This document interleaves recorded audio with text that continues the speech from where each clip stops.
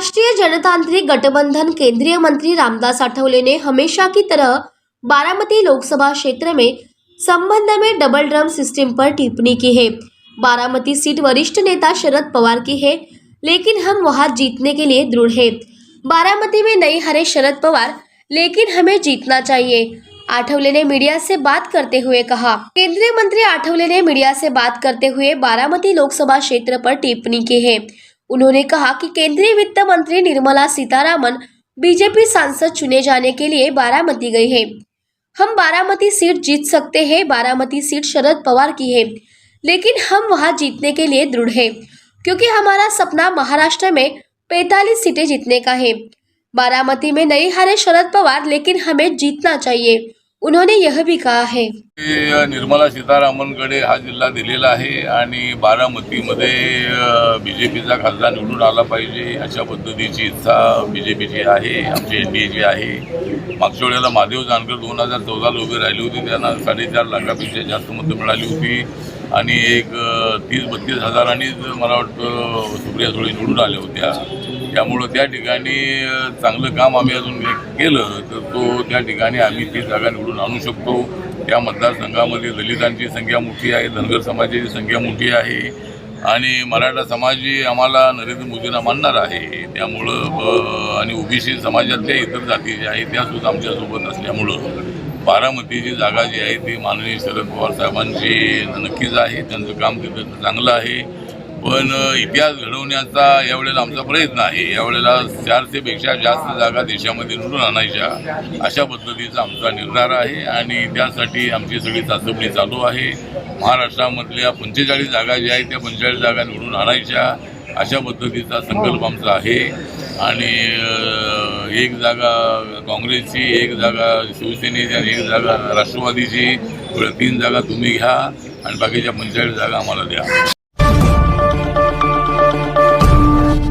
Penguin सेना के नेता 2 दिन पहले आए थे। उन्होंने कहा कि वेदांत बीजेपी की वजह से गुजरात के लिए चला गया, लेकिन अगर महाविकास आघाड़ी सरकार ने यह पाप नहीं किया होता तो आपके और हमारे बच्चों को जंगल की आग से नहीं गुजरना पड़ता। 2.5 साल में मुख्यमंत्री ठाकरे 5 बार गिनकर मंत्रालय गए। हमें प्रोजेक्ट कैसे मिल सकते हैं? कंपनी के लोग कह रहे थे कि हमको महाराष्ट्र में स्थापित करना चाहते हैं। उस समय यह रिकवरी बहादुर बात कर रहा था कि वह हमें कितना देगा। भाजपा विधायकों और प्रवक्ताओं ने पुरजोर आरोप लगाया कि वेदांत उनके पाप के कारण बाहर चला गया। राम कदम सोमवार को मावल तालुका में वेदांत फॉक्सकॉन कंपनी की योजना के तहत बोल रहे थे। भाजपा गठबंधन कह रहा है कि इसके लिए महाविकास आघाड़ी सरकार जिम्मेदार है की जेव्हा कंपनी स्वतःहून म्हणते आम्हाला महाराष्ट्रात यायचंय, कंपनी स्वतःहून म्हणते की आदरणीय मोदीजींनी ज्या योजना सुरू केल्या आत्मनिर्भर भारत या भूमिकेतून, त्या भूमिकेमध्ये सेमी कंडक्टर आणि जे डिस्प्ले आहेत, फॅब्रिकेशनचे डिस्प्ले, ते या ठिकाणी तयार होणार होते आणि त्याच्यासाठी सरकारनं, केंद्र सरकारनं आदरणीय प्रधानमंत्री मोदीजींच्या नेतृत्वात काही आपण योजना जाहीर केल्या, काही अनुदानं जाहीर केली, म्हणून कंपनीनं महाराष्ट्रात प्लांट लावायचा ठरवला। आता त्याला महाराष्ट्रात यायचं होतं म्हणून तळेगाव आहे, चाकण आहे, हिंजेवाडी आहे, इकडे जागा पाहिली, जागा तळेगावची त्यांनी फायनल केली। आता एक कंपनी जागा फायनल करते आणि मग ज्यावेळेस मुख्यमंत्री आणि उपमुख्यमंत्र्यांची भेट होते त्यावेळेचे मुख्यमंत्री उद्धव ठाकरे आणि ताबडतोब कंपनी म्हणते की आता आम्हाला महाराष्ट्रात करायचं नाही। काय कारण?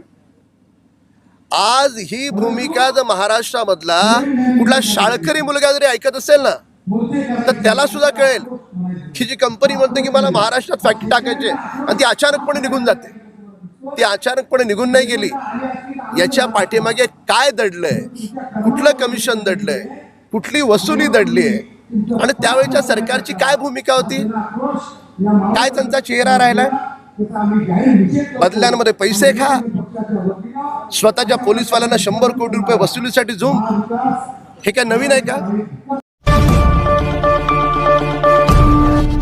मराठा आरक्षण को लेकर विवादित बयान देने को लेकर विवादों में घिरे राज्य के स्वास्थ्य मंत्री तानाजी सावंत ने आखिरकार मराठा समुदाय से बिना शर्त और ईमानदारी के साथ माफी मांग ली है।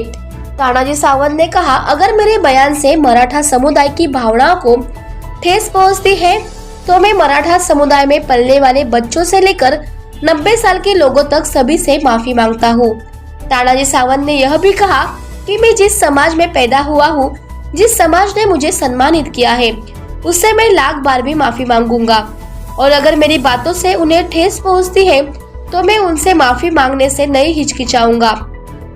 वह सोमवार के दिन पुणे में मीडिया से बात कर रहे थे। इस मौके पर तानाजी सावंत ने मराठा आरक्षण को लेकर अपने बयान से उपजे विवाद के बारे में बताया। नाही, कसं आहे की आमच्या ग्रामीण भाषेतली चर्चा मागाशी चंद्रकांत दादांनी सांगितलं आणि बोलण्याच्या वगत आपण बोलून जातो, पण त्याचा अर्थ माझ्या मराठा समाजाच्या भावना कुठेतरी दुखवाव्या, त्याच्यावरती कुठेतरी राजकीय ताशेर मारावे, ह्या पटडीतला मी मुळीच नाही. तुम्ही सगळ्यांनी आतापर्यंत बघितलेलं आहे. आणि मग माझ्या बोलण्यानं किंवा माझ्या वक्तव्यानं माझ्या समाजाच्या भावना जर दुखवल्या असतील तर अगदी पाळण्यातल्या मुलापासून ते माझ्या आजोबा पंजोबापर्यंतच्या सगळ्यांची मी जाहीर माफी मागतो आहे. लक्षात, कारण मी एक या समाजातला कार्यकर्ता आहे. मराठा समाजाला आरक्षण मिळावं, मराठा समाजातील मुलामुलींना त्यांचं करिअर करण्यासाठी आरक्षणाची गरज आहे. आमचा समाज मागासलेला आहे, हे पहिल्या दिवसापासून माझी मागणी आहे. आणि आता ज्यांनी कोणी दाखवलं असेल की जे वक्तव्य दाखवलं, पण त्याचं पूर्ण 1 तासाचं भाषण आहे, ते 1 तासभर बोललेलं आहे. आणि मी हे केलेलं आहे की आता माझ्यासारखा मराठा समाजामध्ये मराठा क्रांती मोर्चामध्ये काम करणारा माणूस आज मंत्रिपदावर आहे. हे आरक्षण आम्ही घेतल्याशिवाय राहणार नाही, ह्या भाषेत मी बोललेलं आहे. आणि म्हणून हेही बोललेलं आहे, जर मराठा आरक्षण माझ्या कारकिर्दीत जर आपल्याला मिळालं नसेल तर मी राजीनामा देईन, हे सुद्धा मी बोललेलं आहे. पण पहिलं मी माझ्या मराठा समाजाबरोबर असणार आहे, ही माझी भूमिका. ही मीडियानं कुठंच माझी भूमिका दाखवली नाही. तरीसुद्धा ही सगळ्या भूमिका जे काय आज त्याचं मी कुठंतरी एक्सप्लेनेशन देतो आहे, हा विषय नाही. पण माझ्या बोलण्यानं माझ्या मराठा समाजाच्या बांधवाच्या माता भगिनीच्या भावना दुखवल्या असतील, अगदी मी जाहीर त्यांची माफी मागतो आहे. आणि माफी मागून मी परत स्वस्थ बसणार नाहीच. मी माझ्या मराठा समाजातील मुलामुलींना आरक्षण मिळण्यासाठी अविरत कष्ट, अविरत प्रयत्न करत राहणार.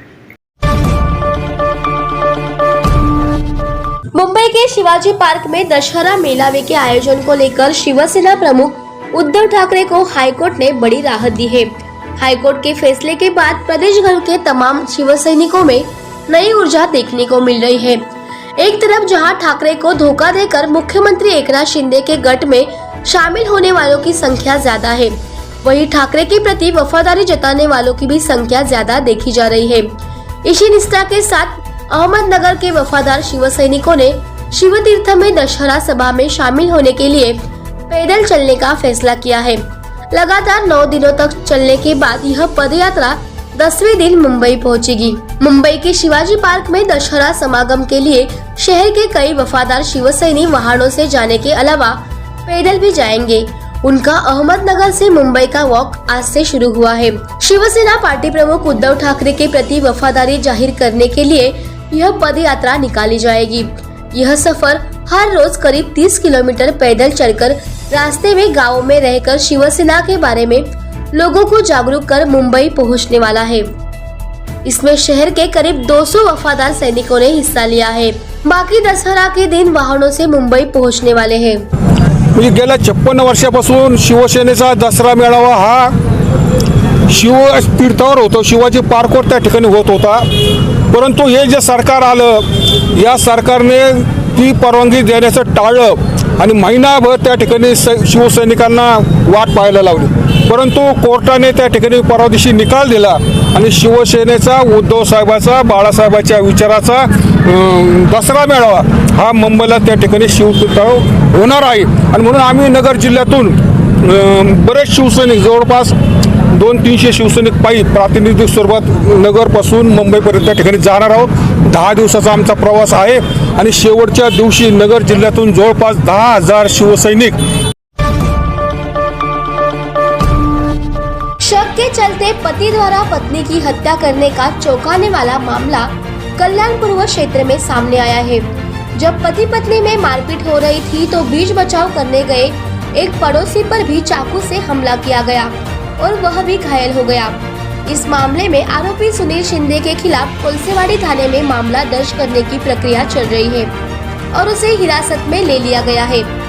घायल परब को इलाज के लिए अस्पताल में भर्ती कराया गया। पुलिस ने आशंका जताई है कि सुनील शिंदे ने पत्नी के अफेयर के चलते हत्या की है। कोलसेवाड़ी पुलिस आगे की जांच कर रही है।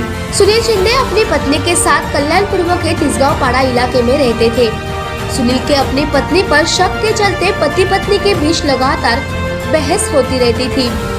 आज सुबह दोनों के बीच मारपीट हो गई। गुस्से में आकर पति सुनील ने अपनी पत्नी पर चाकू से हमला कर दिया। इसी बीच उनके बगल में रहने वाले परब नाम के युवक ने बीच बचाव करने की कोशिश की, लेकिन सुनील ने गुस्से में उस पर भी चाकू से हमला कर दिया। घायल हुए परब ने कोलसेवाड़ी पुलिस को इसकी सूचना दी। कोलसेवाड़ी पुलिस की टीम तुरंत मौके पर पहुंची और सुनील को हिरासत में ले लिया गया।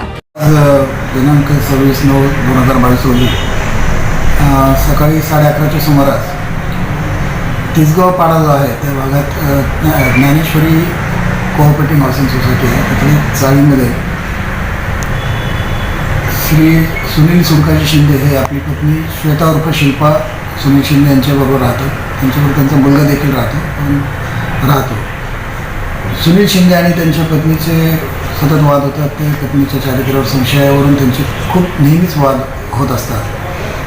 आज रोजी सकाळी त्यांची भांडण झाली आणि सुनील शिंदे यांनी आपली पत्नी श्वेता उर्फ शिला हिच्या अंगावर चाकूने वार केले.